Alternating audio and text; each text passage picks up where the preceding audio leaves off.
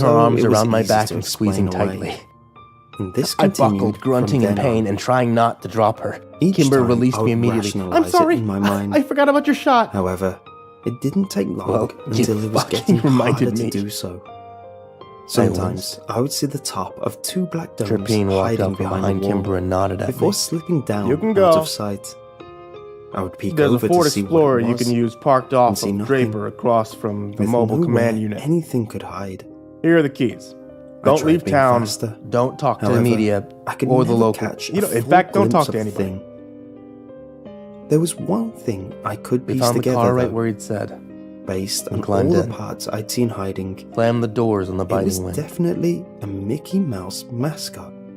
You're gonna have to drive. The one instance that really scared me, so I much don't so think I I can started make it. screaming, Don't they was have at you on any night when I was painkillers? tucked in Kimber bed. asked. Prescription I turned my head Oh my nonchalantly, god. and I want through to my cry window, for you. I could But see still, the iconic Mickey good for Mouse you, Sam. ears and the top half of its He smiled eyes. at me and pulled out This into the road. was the most I'd ever seen Honestly, of its face. I can't And I believe they instantly discharged you from the panicked. hospital after only a few days. I did everything You got under a shot kid's in the arsenal to get chest. help. I ran around, But- I yeah, screamed, I'm aware I of cried, that. I made as much noise as But possible. they had to. In The record hospitals time, are full. my parents ran in Every and tried to hospital calm me within down. 50 miles, and They kept a asking mobile what one for happened. the least severe And cases all is I what I could was do told. was point to the window and garble out a mess of Holy sounds. shit. We all turned to the window. How many women were And there saw at nothing. Baraska? You don't know? From then on, No. I was actively They scared wouldn't tell of me anything. anything Disney. They even took the TV out of the Other hotel kids room would they have had their me Disney in. toys, and I would shy away. 100. They would bring 32. up the Disney movie they saw the night before, and I would Kimber try to gasped. turn the conversation That was to my another reaction topic. too. But I got rid of anything I had there were that was never that many when remotely I was Disney. there. Anything Maybe to ease 60 my mind at the and most. erase the trauma I had I guess experienced. he wasn't lying. It never The sheriff worked. really was a businessman. helped.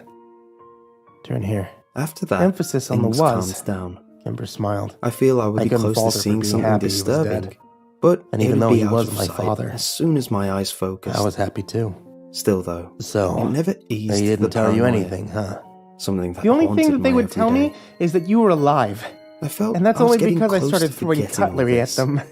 and living No. with a residing feeling after that traumatic evening. Well, I'll give you the until in news high then. school, when Every my major best news friend's outlet got a birthday copy of the was coming Baraska up. records on Friday. Disney And the was still files a were popular apparently topic, very detailed. despite us having Open grown up since investigations the were hype. triggered across the map. He Fucking decided to A. organize a Disney trip Yeah.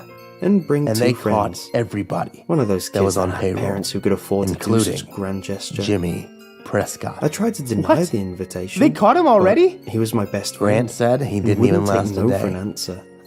I What tried an getting my asshole. parents to pull me out, And but they thought I've I been was really just wanting to nervous tell about you. the flight. So that was it a wasn't beautiful long shot you until I made. was boarding Oh. a flight to my literal I've made that nightmare. shot 1,000 times. The group consisted This of is my the first best time friend, that my target one was of his actually in the friends, flesh, his though. parents, and me. And hey, As congrats soon on as we taking a settled bullet in, and living we through it were like a off to fucking have our champ. grand adventure. Yeah, turn right. It didn't take long until we split up to do our Yeah, own who things knew for a I bit, would excel at getting with a shot? time and place to meet up afterwards. No wonder I what sort of strolled career I around the could make park, out of that. trying to mind Kimber my own shrugged. business and Bullet avoid tester? the mascots.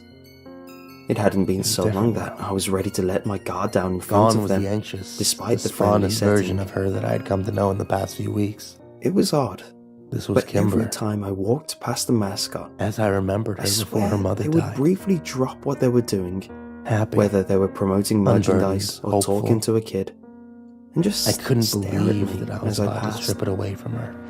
They just turn their heads slowly, their she novelty-sized deserved to know. eyes glaring at me. Take another cold right up and here. dead. Where are we going? At night, I You'll tried to see. feel safe. I locked my Kimber's door, smile tucked wavered. under my blanket, and tried sure to if I sleep like the that night at all. away. However, At the end of this couldn't. street, we're looking for house number the light seeping 445. in through the open curtain perturbed me, and briefly There, reminded me of she that said, night so and long pointed ago. to a spot at the front of a I large, figured it couldn't happen Gothic-style again if I house. fully shut my This curtain, place is so I went over to do so. off-putting. What is it? As I grabbed each side to group draw home. them shut, A group I noticed home? something in the distance. What for? Standing in the middle of the I grounds, didn't say anything. completely in the open, was a I mascot. watched her carefully. It was Mickey, Kimber just sobered. standing there. If it wasn't so far away, I don't... I could have sworn it was looking at my window. You mean?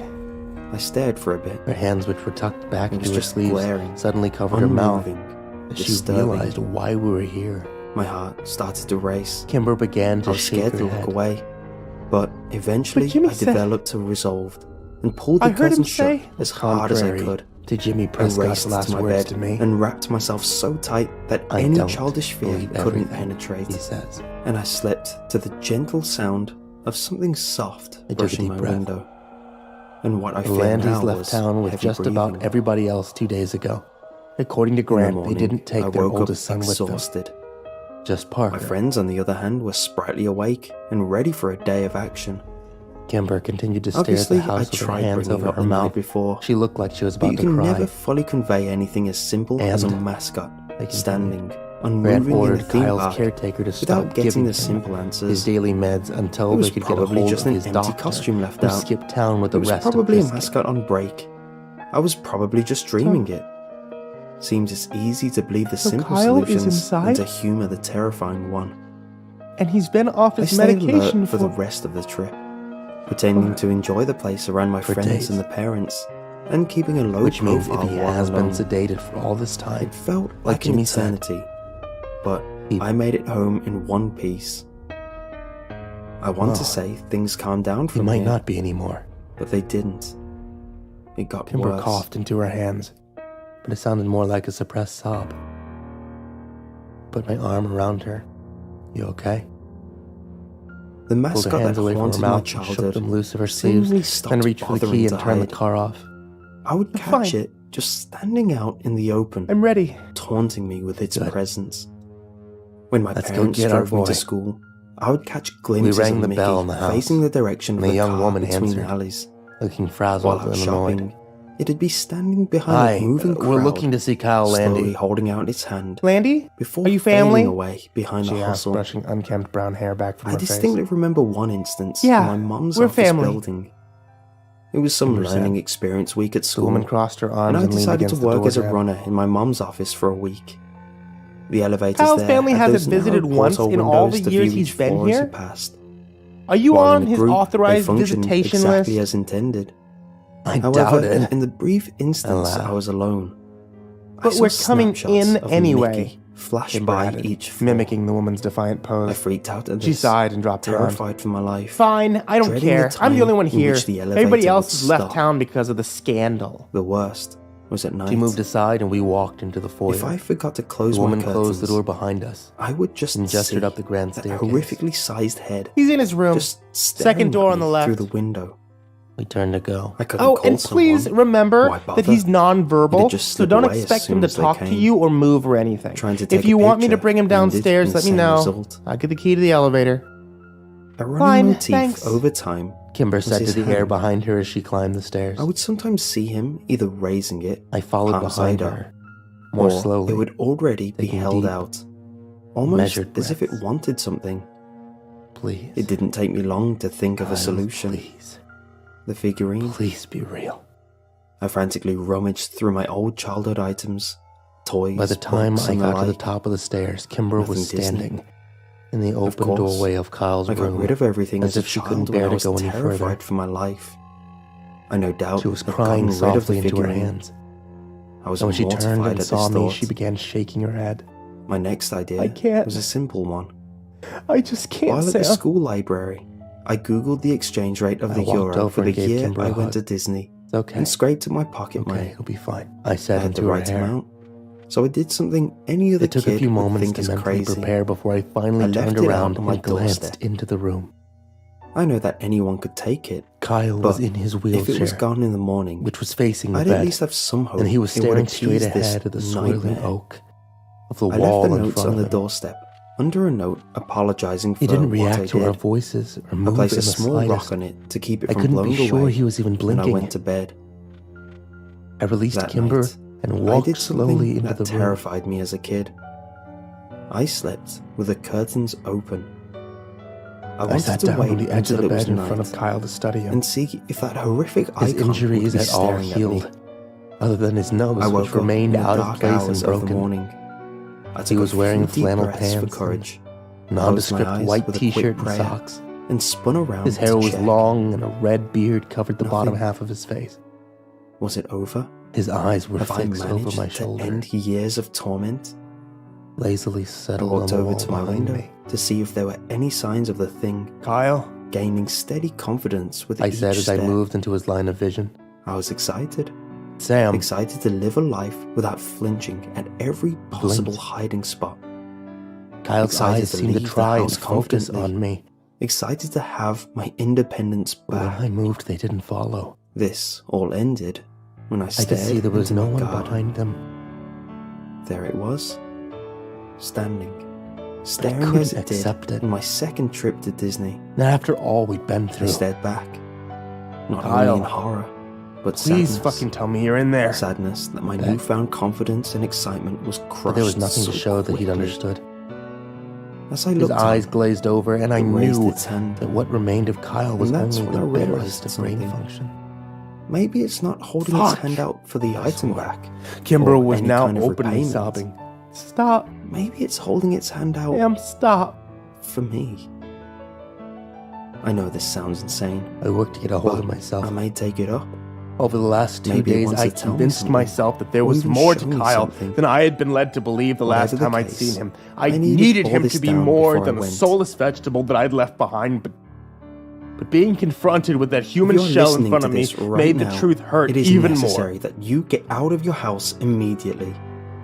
I don't know how I stood or up from why the bed this is happening, and walked over to the but window. as far as I'm concerned, it's not safe for anyone the to be snow listening fall to this outside. inside right now.